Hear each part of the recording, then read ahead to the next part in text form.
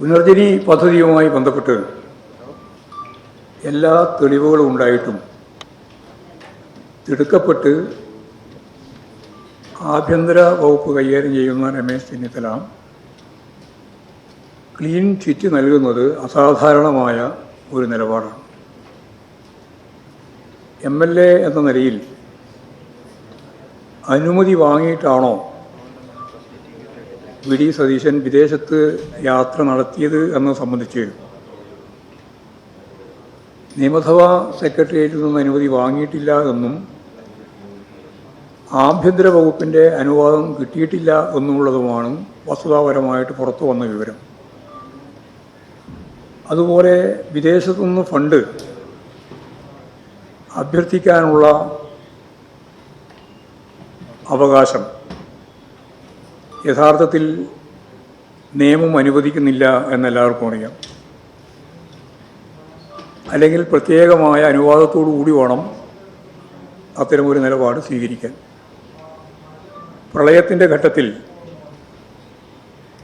കേരളത്തിലെ മന്ത്രിമാർക്കുൾപ്പെടെ വിദേശത്ത് പോയി കേരളത്തിൻ്റെ ആകെ ദുരന്തത്തെ വിദേശത്തുള്ള ജനങ്ങളുടെ മുമ്പിൽ അവതരിപ്പിച്ച് അവരൊരു ഫണ്ട് ശേഖരിക്കുന്നതിന് വേണ്ടി കേന്ദ്ര ഗവൺമെൻറ്റിനോട് ചോദിച്ചപ്പോൾ കേന്ദ്ര ഗവൺമെൻറ് അനുവാദം കൊടുത്തിട്ടില്ല, മുഖ്യമന്ത്രി ഉൾപ്പെടെയുള്ളവർ കൊടുത്തിട്ടില്ല. അപ്പോൾ യഥാർത്ഥത്തിൽ ഫണ്ട് അഭ്യർത്ഥിക്കാൻ നിലവിലുള്ള നിയമം അനുവദിക്കുന്നുണ്ടോ എന്ന പ്രശ്നം ഇല്ല എന്നുള്ള കൃത്യമായ ഉത്തരമാണ് നമുക്ക് ലഭിക്കുക. ഫണ്ട് അഭ്യർത്ഥിച്ചതിൻ്റെ വീഡിയോ ഇപ്പോൾ പുറത്തു വന്നിട്ടുണ്ട്, അത് വേണമെങ്കിൽ കാണാം.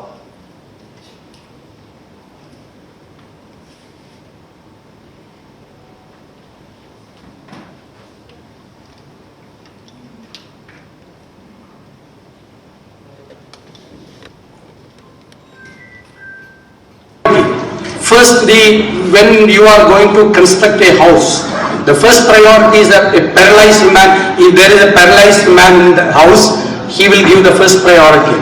And the children who are affected, autism, mentally retarded and cerebral palsy, they will give the second priority.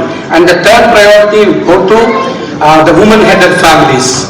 And now, when you are around the table, 10 people are there. You are helping 5 families. I am going to give 5 sewing machines to 5 families. They lost their sewing machine. When they get the sewing machine, they can start their life. Actually, you are helping around the table. You are helping 5 families. When you are raising 500 pounds, that will help 5 families. And we are selecting selecting the beneficiaries through a transparent procedure by the members of the local body. Then we will go to, our team will go there and there will be a physical examination, whether it is right or wrong. Then you can also, anybody can go there and random examination, random scrutiny, everything can be done. And we are the guarantee. I am giving you the guarantee that it will reach the genuine hands. Right, I mean, that's a question that Jerry and I was sort of asking before, wasn't it really? അപ്പോൾ ഇംഗ്ലണ്ടിൽ സന്ദർശനം നടത്തി അവിടെ ആളുകളെ വിളിച്ചു കൂട്ടി ഓരോരുത്തരും 500 പൗണ്ടെങ്കിലും നൽകണം. 3 കാറ്റഗറിയിൽപ്പെട്ടവർക്കാണ് വീട് നൽകുന്നതിന് വേണ്ടി തീരുമാനിച്ചത് എന്നിവിടെ കണ്ടതുപോലെ നമുക്കെല്ലാം മനസ്സിലായിട്ടുണ്ട്. അപ്പോൾ ആരുടെയൊക്കെ സഹായം ലഭിച്ചിട്ടുണ്ട്, എത്രത്തോളം ഫണ്ടാണ് കിട്ടിയിട്ടുള്ളത് എന്നുൾപ്പെടെ ഗൗരവപൂർണമായ ഒരു പരിശോധനയ്ക്ക് തയ്യാറാവേണ്ടതുണ്ട്. ഇപ്പോൾ വിദേശത്തു നിന്ന് 22,500 പൗണ്ട് വിവിധ വ്യക്തികളിൽ നിന്നാണ് സമാഹരിച്ചത് എന്ന് ചൂണ്ടിക്കാണിച്ചിട്ടുണ്ട്. മണപ്പാട്ട് ഫൗണ്ടേഷനാണ്, അവരുടെ അക്കൗണ്ടിലാണ് ഇത് എത്തിയിട്ടുള്ളത് എന്നും പറഞ്ഞിട്ടുണ്ട്. ഈ ആഹ്വാനം ചെയ്യുന്ന സന്ദർഭത്തിൽ തന്നെ ഇത് കൈകാര്യം ചെയ്യാൻ ചുമതലപ്പെടുത്തിയിട്ടുള്ളത് മണപ്പാട് ഫൗണ്ടേഷനാണ് എന്ന് VD സതീശൻ തന്നെ ചൂണ്ടിക്കാണിച്ചിട്ടുണ്ട്. അപ്പോൾ ഒരു കാര്യം വളരെ വ്യക്തമാണ്, വിദേശത്ത് നിന്ന് ഫണ്ട് പിരിച്ചിട്ടുണ്ട്, ഫണ്ട് പിരിക്കുന്നതിന് അനുവാദം നേടിയിട്ടില്ല എന്നുള്ളത് ഏതാണ്ട് വ്യക്തമാക്കപ്പെട്ടിട്ടുണ്ട്. അങ്ങനെയുള്ള ഒരു ഗൗരവമുള്ള പ്രശ്നം ആഭ്യന്തരമന്ത്രി തന്നെ വാർത്താ സമ്മേളനം നടത്തി ക്ലീൻ ചിറ്റ് നൽകുകയാണ്. ഇതൊരു അസാധാരണമായ സമീപനമാണ്. സ്വതന്ത്ര അന്വേഷണം അവസാനിപ്പിക്കുന്നതിൽ തിടുക്കം ഉണ്ടായി എന്നതാണ് രമേശ് ചെന്നിത്തലയുടെ വാർത്താ സമ്മേളനത്തിൽ നമുക്ക് മനസ്സിലാക്കാൻ കഴിയുന്ന ഏറ്റവും പ്രധാനപ്പെട്ട കാര്യം. വിജിലൻസ് വിസിൽ, അതായിരുന്നു രമേശ് ചെന്നിത്തല ഇന്നലെ ഉദ്ഘാടനം ചെയ്ത പരിപാടി. എന്ന് പറഞ്ഞാൽ അഴിമതി ഇല്ലാതാക്കുക എന്നതാണ് ലക്ഷ്യമെന്ന് അദ്ദേഹം പരസ്യമായി പ്രഖ്യാപിച്ചു. അങ്ങനെ അഴിമതി ഇല്ലാതാക്കാനുള്ള പരിപാടിയുടെ ഭാഗമായി ഗൗരവപൂർവ്വം കേരളം ചർച്ച ചെയ്ത ഒരു പ്രശ്നം തേച്ചുമാച്ച് കളയുന്നതിൻ്റെ ഭാഗമായിട്ട് ഇന്നലെ പ്രഖ്യാപിച്ച് ഇന്ന് ആവുമ്പോൾ വിജിലൻസിൻ്റെ ഭാഗമായിട്ട് കിട്ടി എന്ന് പറയുന്ന റിപ്പോർട്ട് അടിസ്ഥാനപ്പെടുത്തിയിട്ട് കേരളത്തിൻ്റെ മുഖ്യമന്ത്രിയായിട്ടുള്ള അന്നത്തെ പ്രതിപക്ഷ നേതാവ് വി ഡി സതീശന് ക്ലീൻ ചിറ്റ് നൽകുന്നതിന് വേണ്ടിയുള്ള നിലപാടാണ് സ്വീകരിച്ചിട്ടുള്ളത്. ഇത് ഗൗരവപൂർണമായ ഒരു പ്രശ്നം ഉന്നയിക്കപ്പെടുന്നുണ്ട്. പുനർജനി സ്വാഭാവികമായിട്ടും കേന്ദ്ര ഏജൻസി കൂടി അന്വേഷിച്ചാൽ മാത്രമേ ഇത് മനസ്സിലാവുള്ളൂ. കാരണം പൂർണ്ണമായിട്ട് വിദേശ ഫണ്ട് അഭ്യർത്ഥിക്കുകയും വിദേശ ഫണ്ട് വരികയും ചെയ്തു എന്നുള്ളത് സമ്മതിച്ചിട്ടുണ്ട്. അപ്പോൾ ഈ രീതിയിൽ ഗൗരവപൂർണമായ ഒരു പ്രശ്നം തേച്ചുമാച്ച് കളയുന്നതിന് വേണ്ടിയുള്ള ആഭ്യന്തര വകുപ്പിൻ്റെ ഉന്നം വി ഡി സതീശനെ രക്ഷിക്കാൻ വേണ്ടിയിട്ടാണോ എന്നുള്ള കാര്യം കേരളം ചർച്ച ചെയ്യുമെന്നുള്ളതാണ് എനിക്കത് സംബന്ധിച്ച് പറയാനുള്ളത്. ഇത് വളരെ ഗൗരവമുള്ള പ്രശ്നമാണ്.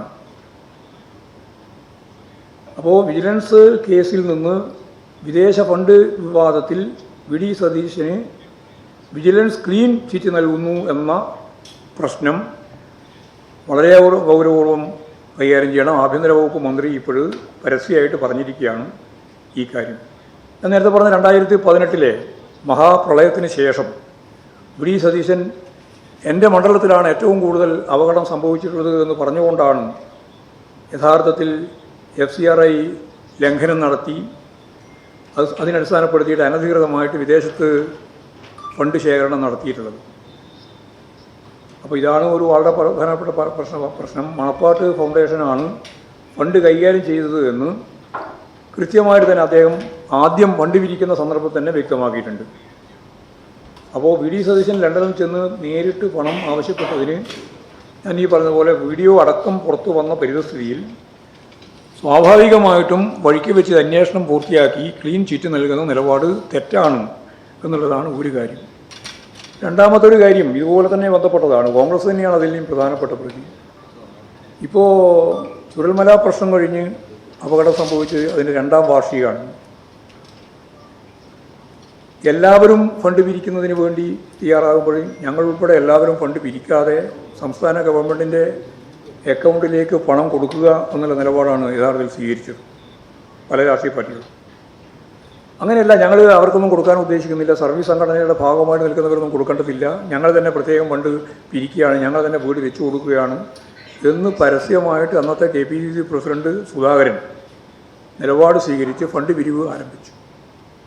ആ ഫണ്ടിൻ്റെ മറ്റു കാര്യങ്ങളെല്ലാം ചർച്ച ചെയ്തതാണ്, ഇലക്ഷൻ്റെ സന്ദർഭത്തിൽ തന്നെ ചർച്ച ചെയ്തതാണ്. ഞാനിപ്പോൾ പറയാൻ ഉദ്ദേശിക്കുന്നത്, അന്ന് ശക്തിയായ സമ്മർദ്ദം വന്നപ്പോൾ ശക്തിയായിട്ട് കേരളത്തിലെ ജനങ്ങൾ മുഴുവൻ ഒറ്റക്കെട്ടായി ഇത് വളരെ ഗൗരവമുള്ള ഒരു പ്രശ്നമാണ്, ശവം തൂക്കി അതിൻ്റെ മേലെ ഫണ്ട് സ്വരൂപിച്ച് ആ ഫണ്ട് കട്ടുമുടിക്കുന്ന നിലയിലേക്ക് കാര്യങ്ങൾ നീങ്ങിയെന്ന് പറഞ്ഞപ്പോൾ അക്കൗണ്ടിൻ്റെ കണക്കെന്തൊക്കെയാണെന്ന് വ്യക്തമാക്കാൻ വേണ്ടിയിട്ട് അന്ന് KPCC പ്രസിഡന്റ് തന്നെ മുന്നോട്ടേക്ക് വന്നു. അത് അബദ്ധമാണെന്ന് അവർക്ക് തന്നെ മനസ്സിലായി. മാത്രമല്ല, അതിനുശേഷം ഞങ്ങൾ അടിയന്തരമായിട്ട് അടുത്ത ആഴ്ച തന്നെ ഞങ്ങൾ പരിപാടി ആരംഭിക്കാൻ പോവാണ് എന്ന് പറഞ്ഞുകൊണ്ട് രാഹുൽ ഗാന്ധി തറക്കല്ലിട്ടു. അത് കഴിഞ്ഞിട്ട് ഇപ്പോൾ എത്രയോ മാസമായി യാതൊരു തരത്തിലുള്ള ഒരു കല്ലിൻ്റെ മേലെ മറ്റൊരു കല്ല് അവിടെ വെച്ചിട്ടില്ല. കോടിക്കണക്കിന് ഉറുപ്പിക പിരിച്ച് ആ ഫണ്ട് മുഴുവൻ KPCC നേതൃത്വം തന്നെ ഫണ്ട് പിരിച്ചു എന്നും പിരിക്കണം എന്നും തീരുമാനിച്ച് പിരിച്ച് ജോയിൻ്റ് അക്കൗണ്ടിലാണെന്നൊക്കെ പറഞ്ഞിട്ട് ഇതേവരെ ഒരു പൈസയും അതിൻ്റെ മേലെ ചിലവാക്കാൻ സാധിക്കാതെ ജനങ്ങളെ വഞ്ചിച്ച കോൺഗ്രസ് ജനങ്ങളോട് മാപ്പ് പറഞ്ഞുകൊണ്ട് എന്താ വസ്തുത എന്നുള്ള കാര്യം വിശദീകരിക്കണം. ഇത് 2ാം വാർഷികമാണ്. ഒന്നും ചെയ്യാൻ തയ്യാറായിട്ടില്ല എന്നുള്ളതാണ് വളരെ പ്രധാനപ്പെട്ട മറ്റൊരു കാര്യം. കൂടുതൽ വാർത്തകൾക്ക് news 18 Keralam YouTube channel subscribe ചെയ്യുക.